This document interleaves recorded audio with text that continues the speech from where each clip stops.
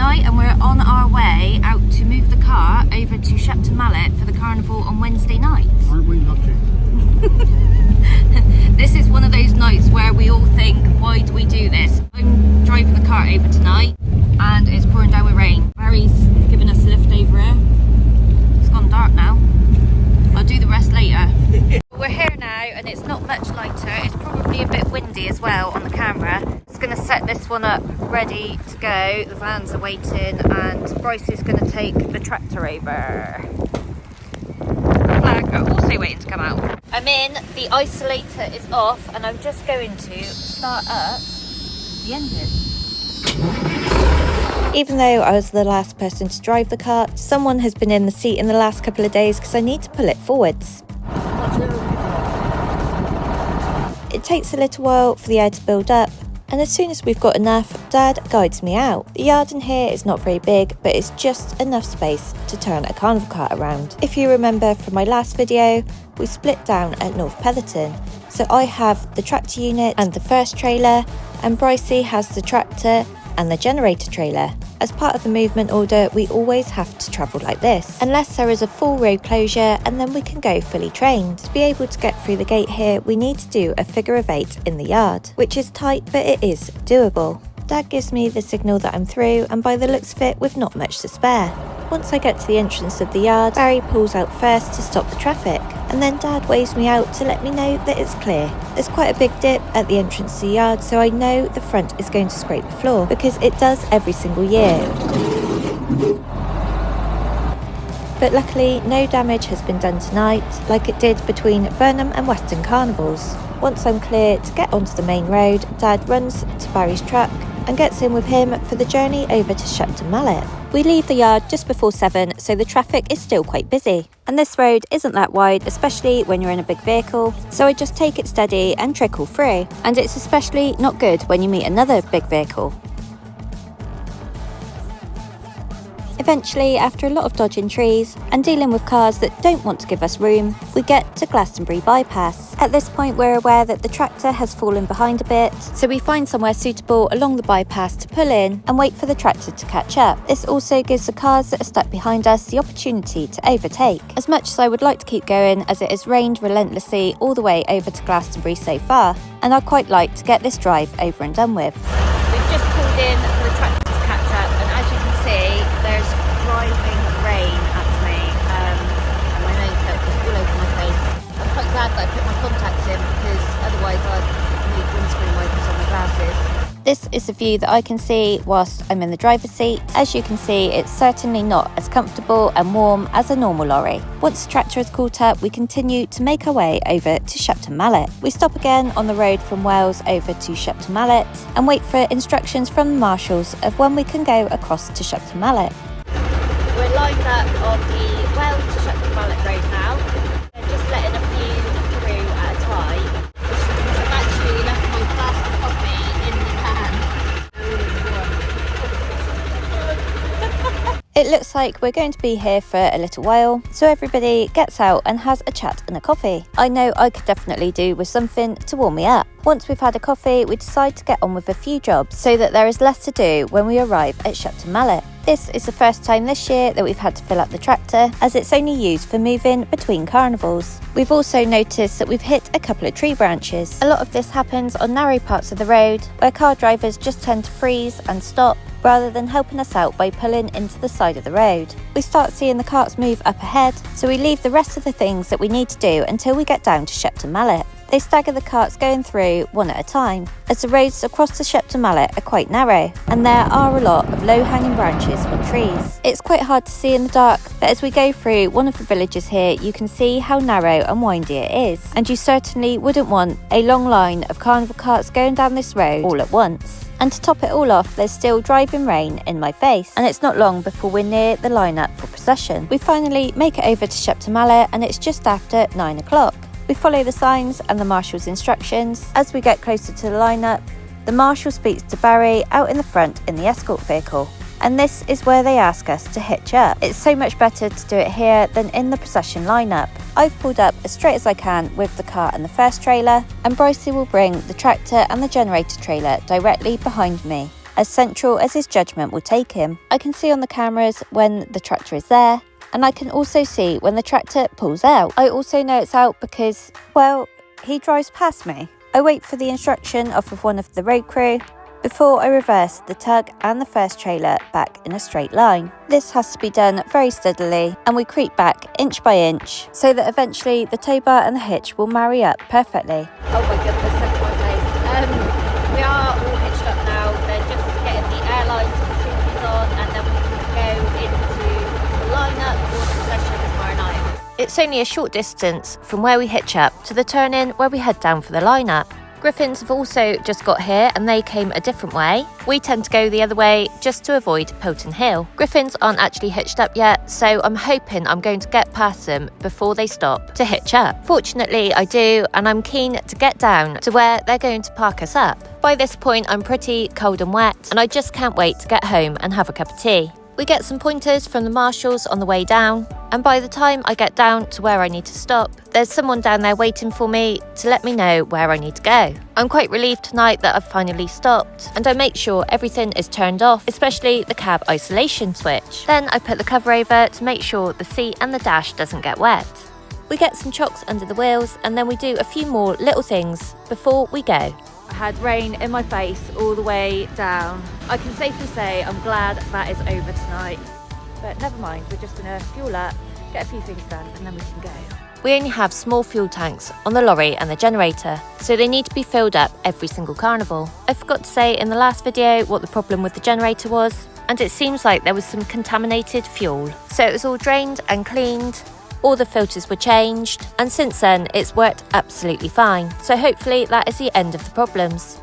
It's now 10:30, so probably won't get home until about 11:30ish. We're in the van now on the way back, and Dad was hoping we'd be near the burger corner where the burger van normally goes, and we are.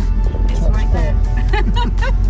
Arrived down at Shepton Mallet for the carnival tonight, and everything's lit up already. They've been down here sorting out the fuel tank on the generator, doing a few more bits to it, making sure that it is definitely going to work.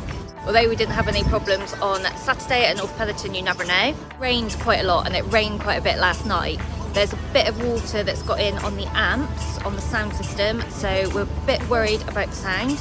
Hopefully though, we'll have a bit of luck for a change. It does seem like a lot of clubs are having issues this year. Last year everyone seemed to have a lot of luck, and unfortunately this year it doesn't seem like that, although I think sometimes the rain and problems go hand in hand.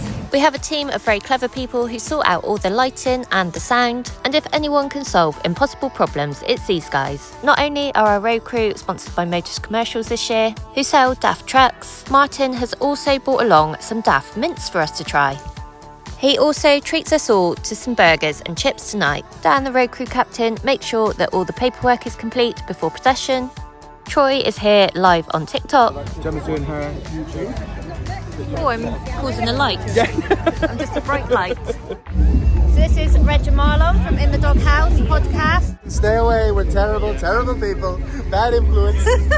And if you've seen the Dead Badger logo about, one's not even out yet. Yeah. But somehow they've got it already. How did you do that? Well, you know, if we own it. Yeah, check out Dead Badge Clothing Company, In the Doghouse podcast. Come and listen, but only if you're not a snowflake. Love In the Doghouse, thank Oh, you. these boys are the best. 10 out of 10. But they're PC.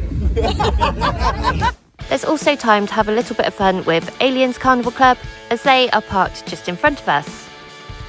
We've got everyone on the cart now, apart from a few that are on the lower deck. They started moving down the bottom, so they're just going to get the generator sorted. Lisa? One thing I absolutely love watching is when they fire up the generator and slowly put all the lights on, and you can see the car in its full glory, fully lit. Dave is driving tonight, and as we pull forward towards the start of procession, the residents of a nursing home are out in force to watch the carts coming down through. We only have a few carnivals left, and although the public only see the carts for 2 weeks of the year, for us it's a full year of dedication, and the last couple of months are incredibly busy. And after juggling work, kids and everything else, there tend to be two types of people in carnival right now.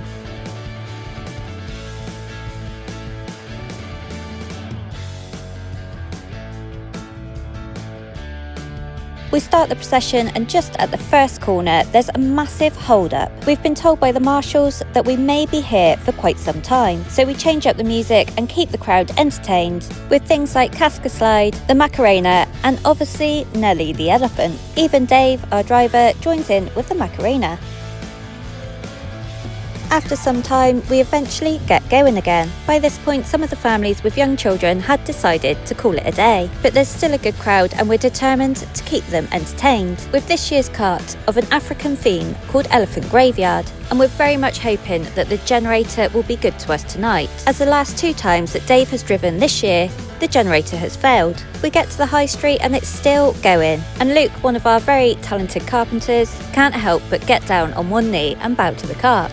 We finished the procession and apart from the hold-up, our carnival at Shepton has gone really well. We make the long walk back around in a circle and head back to the place where we lined up. Once we stop because we can't get any further, we get all the personnel off the cart and shut down all the lights and moving parts. Dave's son is on the cart tonight and he has school in the morning. So Dave takes him home and I jump into the driver's seat to take the cart over to Wales where the next carnival is being held. As you can see, the cart isn't the easiest thing to get in and out of.